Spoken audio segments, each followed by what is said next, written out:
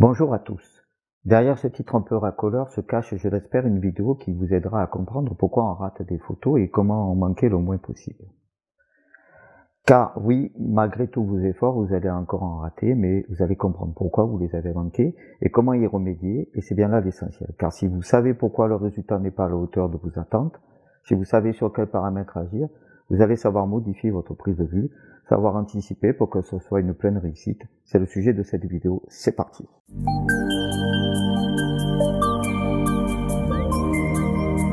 Pour le bien de la vidéo, je vais parfois passer rapidement sur des notions qui doivent être des acquis, mais pas de panique, la plupart des questions trouvent leur réponse dans les vidéos précédentes et vous pouvez regarder celle-ci de façon autonome. Il faut définir avant tout ce qu'est une photo ratée. C'est bête à dire, mais une photo floue sans que le flou ne soit volontaire, c'est une photo ratée. Je ne parle bien entendu pas ici du flou obtenu sur une profondeur de champ courte pour bien faire ressortir le sujet. Vous pouvez également faire une photo entièrement floue si c'est nécessaire à votre partie artistique. Non, ici, on parle du flou de mouvement. Votre sujet bouge et le temps de pause pour capturer celui-ci est trop long. Peu importe le mode de prise de vue choisi, vous prenez une voiture en marche, une personne qui court et le sujet est flou. Pourquoi ? L'appareil photo ne peut que vous aider à avoir une exposition correcte. Autrement dit, vous aider à savoir quel débit de lumière doit atteindre le capteur et combien de temps, sans présumer si cela sera suffisant pour figer le sujet. Si vous avez quelques notions, vous savez qu'il y a un mode de prise de vue appelé priorité à la vitesse sur les appareils qui vous permet de choisir le temps d'obturation.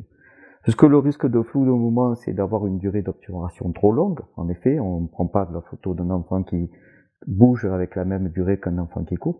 Autant choisir la durée et l'appareil fera le calcul pour moi des autres paramètres de triangle d'exposition. Malheureusement, ce n'est pas aussi simple, mais si vous avez déjà pigé ça, votre photo présente un flou de mouvement parce que la durée de pause choisie calculée est trop longue. Pour figer le sujet, vous serez compensé pour ne pas rater la photo prise. Je dis ça parce que c'est pas aussi simple, car souvent on ne peut pas choisir la durée, d'autres paramètres sont prioritaires.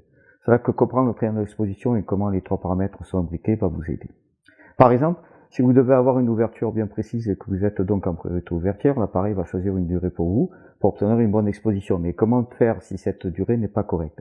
Vous n'allez pas faire varier l'ouverture, puisque c'est ce qu'il vous faut pour la photo actuelle. Vous allez agir sur la sensibilité. En augmentant les ISO, vous allez permettre à l'appareil d'obtenir une même exposition avec une durée plus courte, et c'est ce qui va permettre de figer le sujet. Dans une photo présentant un flou de mouvement, seuls les éléments en mouvement sont flous. Le reste est net. Dans une photo présentant un flou de bouger, où les tremblements et mouvements du photographe vont rendre la photo floue, toute la photo est floue. Mais pourquoi ? Toujours pour une question de durée d'obturation. On considère sans aide de la stabilisation des optiques et des capteurs que la durée de pause pour ne pas avoir de flou de bouger doit être inférieure ou égale à la valeur de 1 sur la focale utilisée. Si vous prenez la photo avec un 50 mm, il faudra être supérieur à 1/50 de seconde. Si vous êtes sur un trépied, vous pouvez outrepasser cette durée minimum, l'appareil ne risque pas de trembler à cause de vous, enfin si, un peu lorsque vous appuyez sur le bouton de déclenchement. Même si vous faites ça avec l'agilité d'un éléphant dans un magasin de porcelaine, il y aura toujours une micro-vibration qui peut gâcher la netteté de la photo, la solution, au minimum le retardateur, au mieux une télécommande. Retenez que pour éviter le flou de bouger, il faut soit utiliser une durée d'obturation ultra courte, soit stabiliser le plus possible votre appareil, il ne faut pas transmettre vos tremblements. Parfois, nous avons fait le nécessaire pour avoir une bonne durée parfaite, pour figer le mouvement du sujet, parfaite pour contrer nos propres tremblements, mais la photo est floue. C'est que nous avons raté la mise au point. Alors, comme déjà dit, je ne vais pas revenir de long en large sur le principe de la mise au point déjà abordé dans une vidéo, mais si vous l'avez vu, vous savez qu'il y a deux méthodes de mise au point, l'autofocus et la mise au point manuelle. Comme pour les autres flous, l'appareil ne sera pas capable de déterminer votre intention. Il ne pourra que vous poser des zones qui considèrent au point en autofocus avec des collimateurs. Je ne vous invite pas forcément à vous rendre dans le mode de mise au point manuel qui réclame dextérité, mais reprenez parfois l'appareil aura du mal que dans le mode automatique, il fera le point sur la branche d'arbre ou pose de l'oiseau et pas sur l'oiseau qui est manifestement le sujet pour ça. L'appareil ne le sait pas. Dernier point, concernant la netteté, on va parfois trouver que notre photo manque de netteté, on appelle cette notion la netteté de piqué. Le piqué de la photo, ça se mesure difficilement. En effet, ce n'est pas un flou de mouvement, de bouger ou la mise au point qui est raté, mais un manque de contraste, une image un peu molle, un ressenti. La qualité de l'objectif utilisé peut grandement influer sur le paramètre. Certains objectifs ont plus ou moins de piqué que d'autres. L'ouverture va agir sur le rendu, mais ce n'est pas par les réglages de votre boîtier que vous pouvez agir, mais un traitement après coup qui est le développement. Toutefois, il sera utile d'obtenir le plus de piqué possible à la prise de vue, mais le meilleur outil de développement ne va pas rattraper une photo peu nette. Jusqu'à maintenant, on a considéré que la photo pouvait être gâchée par un flou inapproprié, mais l'exposition était correcte. Et ça paraît effet, même dans un mode semi-erratique automatique, que l'exposition ne soit pas correcte.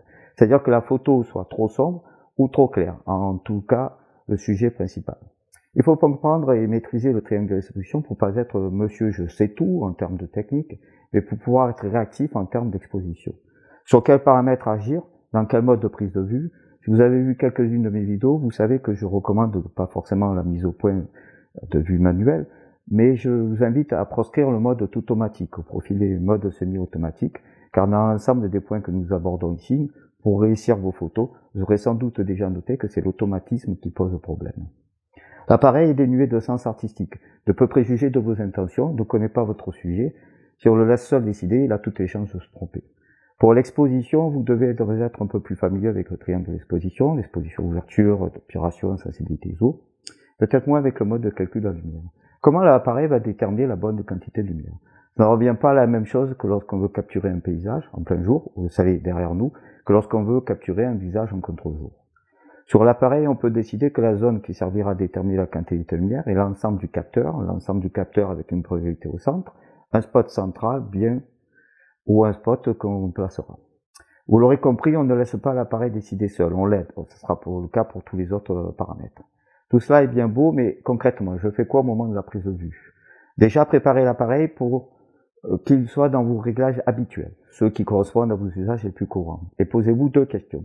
Quel est mon sujet? Est-il en mouvement? S'il est à l'arrêt, la question de la durée devient un argument artistique, de composition, du moins quand la lumière est suffisante. Si vous êtes dans un endroit sombre de nuit, la durée sera sûrement trop longue pour être prise en main levée, mais ce n'est pas un problème puisque le sujet est sans mouvement, donc vous aurez le temps de poser l'appareil sur un trépied pour le stabiliser et utiliser une durée longue. S'il est en mouvement, même le plus stabilisé possible, il faudra une durée courte pour figer le mouvement. Le fait de rester dans vos réglages de base, ce qui vous affectionnez, qui vous permet d'aller vite, vous pouvez compenser et adapter à la situation exacte. Difficile de donner les réglages de base, ça dépend de votre pratique photo. Par exemple, pour ma part, je fais des photos de paysage, je suis donc en priorité ouverture, dans le tour de fuite, que c'est que cette ouverture que mes objectifs donnent le meilleur piqué. Les sujets sont le plus souvent immobiles, donc je garde une sensibilité de capteur basse pour garder la meilleure qualité de l'appareil et me donne une durée d'obturation. Si les conditions de lumière sont suffisantes, cela me donne une durée de courte. Et donc, j'ai un petit bonus, je vais pouvoir figer le mouvement si une situation soudaine se présente. Si je suis dans un endroit sombre, le fait que je peux régler une grande ouverture pour rentrer plus de lumière, je peux augmenter la sensibilité, 200, 400, et monter les ISO en fonction de ce que me permet mon boîtier, ou mettre en ISO auto. Si je veux prendre un sujet clairement très rapide, comme une voiture, je vais basculer en mode priorité à la vitesse pour choisir une durée qui me paraît nécessaire. Si on résume, j'ai utilisé un réglage de base que je sais adapter à ma situation photographique, que j'ai légèrement modifié pour éviter le flou de bouger ou le flou de mouvement. Je fais avant même de déclencher, je surveille, je regarde la durée annoncée, si je vois qu'il y a un risque d'une durée non adaptée, je modifie encore mes paramètres. Pour le flou de mise au point, c'est pareil. Je pourrais tout aussi bien être mis au point manuel, j'ai tout le temps pour bien m'appliquer, mais l'autofocus peut tout faire. Il faudra juste parfois l'aider, c'est-à-dire lui indiquer juste quel collimateur fera le point. L'essentiel, c'est de ne pas laisser l'appareil décider à notre place. Il est là pour nous aider, pas pour nous brider, encore moins pour nous tromper. Si vous placez le collimateur qui fera le point sur l'œil de votre sujet, c'est pour lui dire que c'est à cette distance que fera la mise au point. Pour le piquer, c'est aussi à vous de le décider. Si la situation impose une durée courte, il est probable que l'ouverture sera grande. Cela fera perdre du piqué, mais c'est volontaire. C'est vous qui faites le compromis entre netteté, piqué, mouvement figé ou non. Pour l'exposition, c'est un mélange de tout ça. Si vous êtes dans un mode semi-automatique, priorité ouverture, priorité vitesse, appareil se cale sur ce qui doit être la bonne exposition en fonction du mode de calcul de lumière sélectionné. Mais vous pouvez encore agir en utilisant la compensation d'exposition pour contrecarrer une erreur de l'automatisme. Si vous êtes dans un mode de prise de vue manuelle, vous êtes seul maître à bord, vous pouvez faire une photo totalement sombre ou totalement claire, l'appareil ne vous en empêchera pas. Donc, vous l'avez compris, pour ne plus rater de photos, il faut savoir ce qu'il peut arriver de négatif, de non désiré au moment de la prise de vue et savoir comment agir rapidement, sur quels paramètres pour modifier ça. Est-ce qu'un bon photographe doit être un bon technicien? Pas forcément, mais au moins il doit pas ignorer pourquoi il n'atteint pas un résultat à la hauteur de ses attentes et comment y remédier.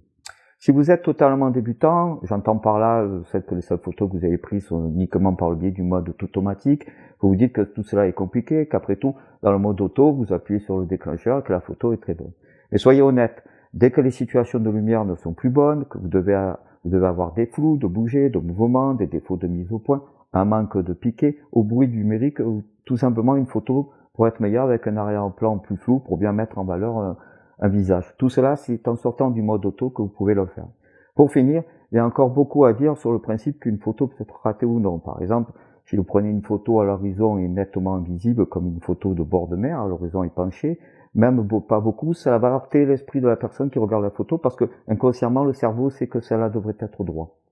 Mais là, on entre dans le domaine du cadrage, de la composition, de l'artistique, bien trop complexe pour être couvert dans le cadre d'une seule vidéo. En attendant, à bientôt.